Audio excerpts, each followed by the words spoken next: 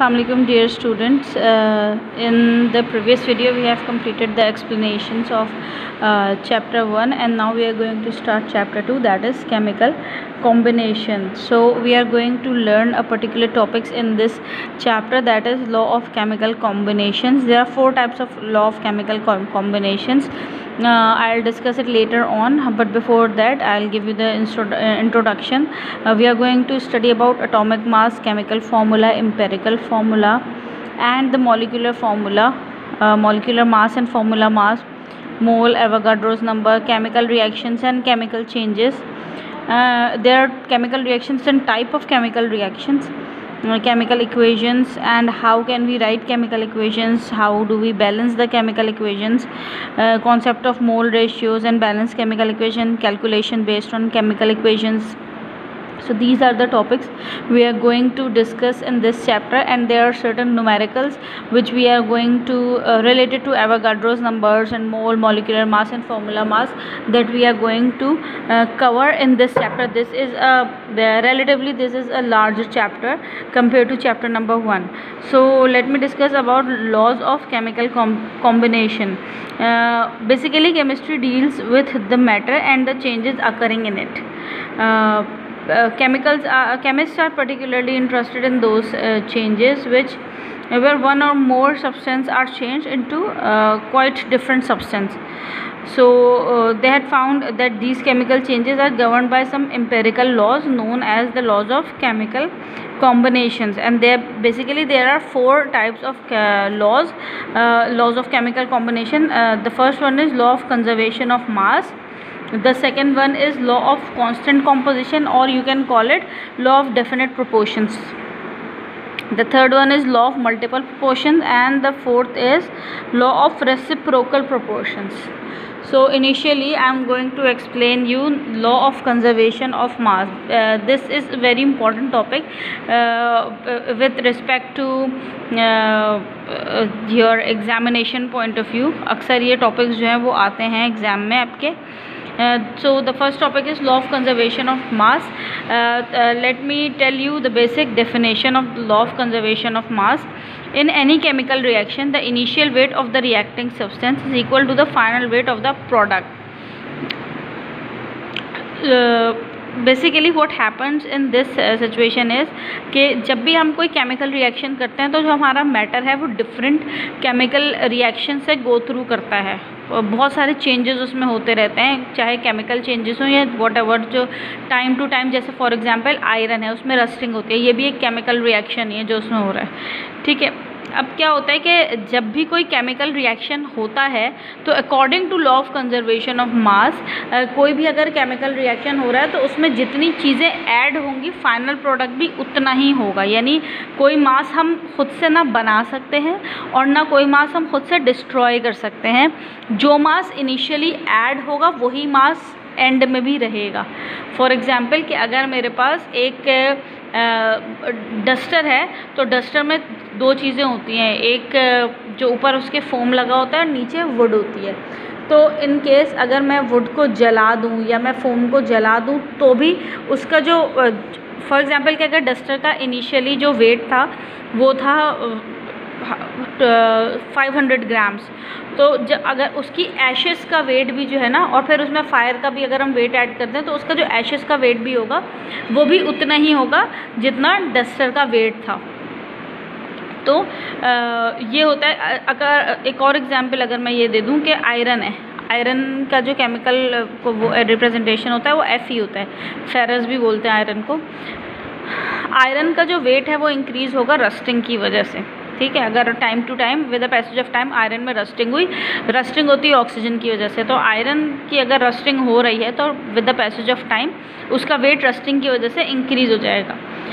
ठीक है. अब क्या होता है कि जो फाइनल जो फेरस है उसका वेट और रस्टिंग के बाद उतना ही होगा जितनी उसमें ऑक्सीजन ऐड हुई होगी. जैसे कि for example 1 kilogram of iron मेरे पास मौजूद है और उसमें 10 ग्राम्स ऑफ ऑक्सीजन या एयर से दूसरे ऑक्सीडेंट्स उसमें लगे हैं और उसकी वजह से उसके अंदर रस्टिंग हुई है. तो by the end of the time जब मैं उसका फाइनल वेट करूँगी तो वो 1100 ग्राम्स ही होगा. एक there is a French chemist whose name is Lavoisier, 1785 की बात है ये. He trying to learn about chemical changes by weighing the quantities of substance used in chemical reaction. He found that when a chemical reaction was carried out in a closed system, the total weight of the system was not changed. अगर किसी closed system में अगर एक chemical reaction किया जाए तो वो system में जो है उसका जो total weight है वो change नहीं होता. इसमें इन्होंने एक एक्सपेरिमेंट भी किया कि इन्होंने मरकरी के साथ जो है वो रेड ऑक्साइड को मिक्स कर दिया ताकि वो एक मेटालिक मरकरी बना सकें. तो व्हाट हैपन कि मरकरी ने जो है वो मरकरी के साथ मतलब एक गैस फ्यूम्स की तरह बनी और उसने जो है वो क्या किया कि उसके मेटालिक मरकरी बनाने के लिए तो ऑक्सीजन जो है वो फ्यूम्स की फॉर्म में बाहर आई, प्रेसिपिटेट्स बन गए उसके. और जब उसका उन्होंने वेट किया तो वो वेट और जो मरकरी और ऑक्सीजन का वेट था वो बिल्कुल इक्वल था. That is why we say that in any chemical reaction the initial weight of reacting substance is equal to the final weight of the products. ठीक है, वाटर के साथ भी ऐसा ही होता है. अब अगर मैं आपको एक लॉग की एग्जांपल दूँ, एक वुड है, वुड मैंने बर्न की है, तो अगर मेरे पास जो है वो मतलब वुड का कोई अमाउंट है और मेरे पास फायर का कोई अमाउंट है, तो उसका जो प्रोडक्ट होगा, ये तो इनिशियल रिएक्टेंट्स हो गए, अब इसका जो प्रोडक्ट होगा वो मेरे पास होगा एशेज़ और स्मोक. तो एशेज़ और स्मोक मिलाकर जब हम वेट करेंगे तो वो वुड और फायर के वेट के बराबर ही होगा. अब इसकी एक और there is another scientist whose name is Landolt. Landolt ने इसका एक प्रैक्टिकल वेरिफिकेशन भी किया और इसमें इन्होंने क्या किया कि इन्होंने एक एच शेप का एक इन्होंने वो लिया, ट्यूब ली, और इसमें जो उसका लोअर पार्ट था उसमें एक ट्यूब में एक साइड पे एक लिम्फ में उन्होंने AgNO3 यानी सिल्वर नाइट्रेट फिल कर दिया. सिल्वर नाइट्रेट यानी सिल्वर का जो केमिकल रिप्रेजेंटेशन होती है वो Ag होती है, नाइट्रोजन की N होती है और ऑक्सीजन की O होती है. तो that is AgNO3. Silver nitrate is AgNO3. तो एक लिम्ब में उन्होंने AgNO3 फिल कर दिया और सेकेंड वाली लिम्ब में उन्होंने HCl यानी हाइड्रोक्लोरिक एसिड फिल कर दिया. फिल करने के बाद इन्होंने इसका एक वेट किया. वेट करने के बाद वॉट एवर जो भी उसका वेट आए, इन्होंने उस लिम्ब को वर्टिकली और हॉरिजॉन्टली उसको टिल्ट किया और उसके बाद वो दोनों केमिकल्स को मिक्स कर दिया. मिक्स करने के बाद उसके एक प्रॉपर फ्यूम्स उड़ना शुरू हुए और फ्यूम्स, अब जो कुछ भी रिएक्शन हो रहा था उसके रिजल्ट में जो कुछ भी था वो उस ट्यूब के अंदर ही मौजूद था. थोड़ी देर बाद जब केमिकल रिएक्शन हो गया और उन्होंने दोबारा उस एच शेप्ड ट्यूब को दोबारा से मेजर किया तो उसके वेट में कोई भी चेंज नहीं आया था, उसके मास में कुछ भी चेंज नहीं हुआ था. दैट मीन्स के जो AgNO3 का HCl के साथ रिएक्शन हुआ था तो उसने रिएक्शन में बनाया था AgCl. AgCl के वाइट प्रेसिपिटेट्स बने थे, सॉलिड हो गया ये ना, AgCl के वाइट प्रेसिपिटेट्स बने थे और HNO3 बन गया था.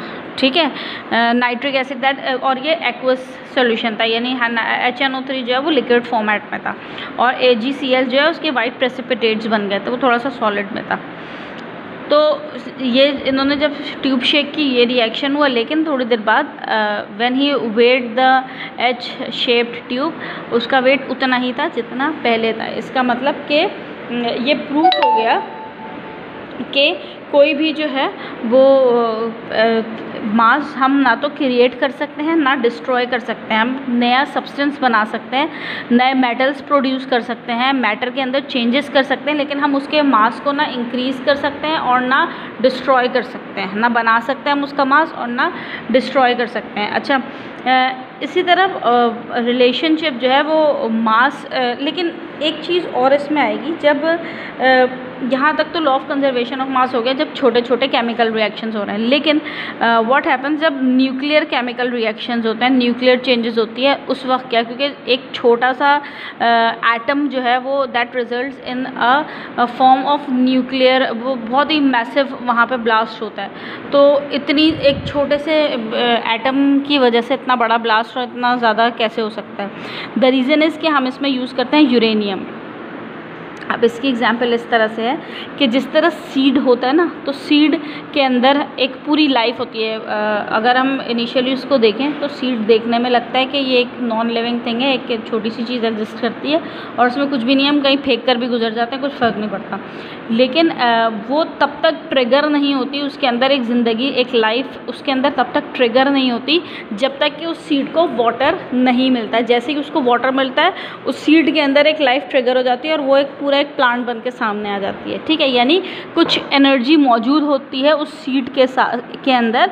तो जब उसको एक पर्टिकुलर इन्वायरमेंट मिलता है तो वो सीड के अंदर से एक प्लांट बाहर आ जाता है। Same happens with uranium. Uranium के एटम के अंदर यानी उसके न्यूक्लियस के अंदर भी ट्रमेंडियस अमाउंट ऑफ एनर्जी पहले से मौजूद होती है और इसको एक पर्टिकुलर एक पर्टिकुलर इन्वायरमेंट चाहिए होता है इस एनर्जी को ट्रिगर करने के लिए। तो जैसे ही उसको वो पर्टिकुलर इन्वायरमेंट मिलता है तो यूरेनियम मतलब एक फिजन की ज़रूरत होती है, उसको उस इन्वायरमेंट को पर्टिकुलर फिजन कहा जाता है। जैसे ही उसको वो इन्वायरमेंट मिलता है फ़ौरन जो है वो ब्लास्ट की फॉर्म में या एक धमाके की फॉर्म में वो चीज़ ट्रिगर हो जाती है और सामने आ जाती है। ठीक है, और इससे हमें ये पता चलता है। तो ये conservation of mass, law of conservation of मास यहाँ पर भी है। मास चेंज नहीं होता लेकिन वो जो energy, tremendous of amount of energy uranium के अंदर मौजूद थी, एक्चुअली वो बाहर आ जाती है और ये जो है वो फिर और ये सराउंडिंग से भी एनर्जी को एब्जॉर्ब कर लेती है और ये सब कुछ इतना मिली सेकेंड्स के अंदर होता है, यानी ना मैटर ऑफ सेकेंड के अंदर होता है कि हमें पता भी नहीं चलता और ये सब कुछ हो जाता है। तो इसके लिए यानी मास और उसके साथ यानी लॉस ऑफ एनर्जी के दरमियान एक रिलेशनशिप है और इस रिलेशनशिप को एक्सप्लेन करने के लिए there is a formula that is E is equal to mc²। अब यहाँ पे E रिप्रेजेंट करता है एनर्जी को, M रिप्रेजेंट करता है मास को और C रिप्रेजेंट कर रहा है वेलोसिटी ऑफ लाइट को। तो ये मास और एनर्जी के बीच का एक रिलेशनशिप है और ये जो फॉर्मूला है यानी E is equal to mc² that is given by a physicist and mathematician and his name was Albert Einstein. ये एल्बर्ट आइंस्टाइन ने फॉर्मूला दिया that is E is equal to mc²। अब इससे हमें पता चलता है for every chemical change there will be a mass change but this mass change is too small that no one has yet been able to detect through weighing techniques। यानी ऐसा नहीं है कि मास चेंज होता नहीं है, mass change होता है लेकिन इतना माइन्यूट होता है, इतना मिनिमम होता है कि हमारे वेइंग स्केल्स उसको शो भी नहीं कर पाते, हम डिटेक्ट भी नहीं कर सकते। तो अगर इसको प्रैक्टिकल पॉइंट ऑफ व्यू से देखा जाए तो प्रैक्टिकल पॉइंट ऑफ व्यू से there is no detectable gain और loss of mass in a chemical reaction.